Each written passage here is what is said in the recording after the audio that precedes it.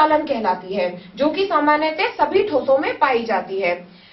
ऊष्मा जिस ठोस पदार्थ में प्रवाहित हो सकती है, उस ठोस पदार्थ को ऊष्मा का चालक कहेंगे, यानी कि वह पदार्थ ऊष्मा चालक होता है। तो पदार्थ चालन विधि के अनुसार दो प्रकार के पाए जाते हैं।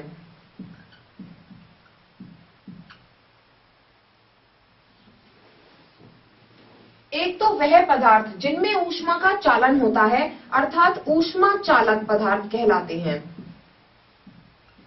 और एक वह पदार्थ जिनमें ऊष्मा का चालन नहीं होता है, ऊष्मा कुचालक पदार्थ कहलाते हैं।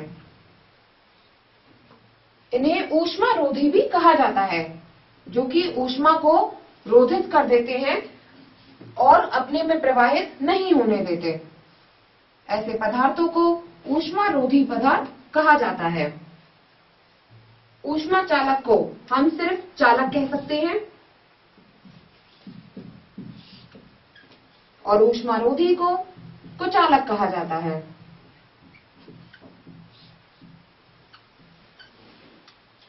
हमने देखा कि जो चालन की क्रिया है वह ठोसों में होती है, लेकिन कुछ ठोस ऐसे होते हैं जो ऊष्मा को प्रवाहित नहीं होने देते, तो वे पदार्थ कहलाते हैं ऊष्मा रोधी पदार्थ। ऊष्मा रोधी एक प्रश्न पूछा जाता है कि ऊष्मा रोधी पदार्थ और ऊष्मा चालक पदार्थों के दो उदाहरण बताइए।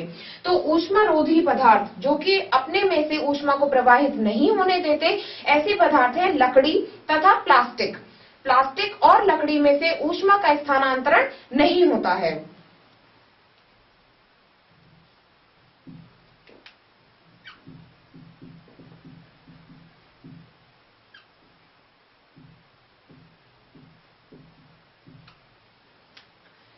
ऊष्मा चालक वे पदार्थ जिनमें ऊष्मा का चालन होता है, अर्थात चालन विधि द्वारा ऐसे ठोस पदार्थ जिनमें ऊष्मा एक स्थान से दूसरे स्थान पर स्थानांतरित हो जाती है, वे ऊष्मा चालक पदार्थ कहलाते हैं। और इनके उदाहरण हैं जैसे एल्यूमिनियम अथवा लोहा या तांबे की कोई वस्तु जिनमें ऊष्मा एक स्थान से दूसरे स्थान पर स्थानांतरित हो जाती है।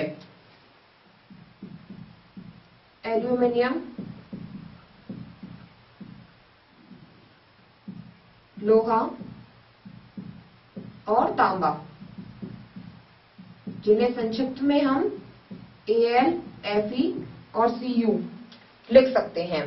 तो ये पदार्थ होते हैं ऊष्मा के चालक, और इन पदार्थों में चालन विधि के द्वारा ऊष्मा का स्थानांतरण संभव होता है।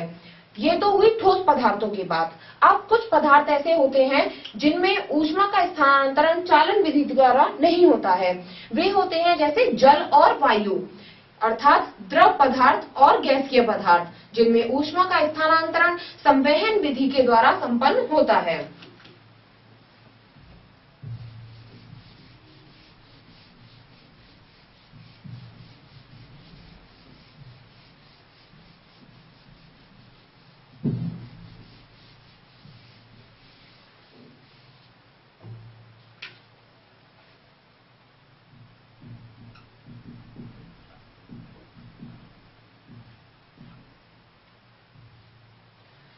संवहन विधि के द्वारा द्रव तथा गैस में ऊष्मा का संवहन होता है।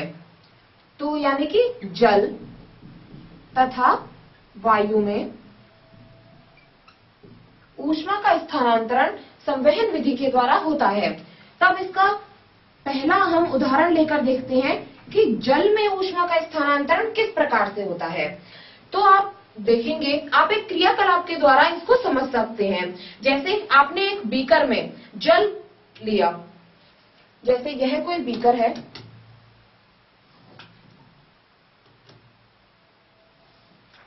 इसके लिए एक गोल फ्लास्क वाला बीकर लेते हैं जिसका तला गोल हो।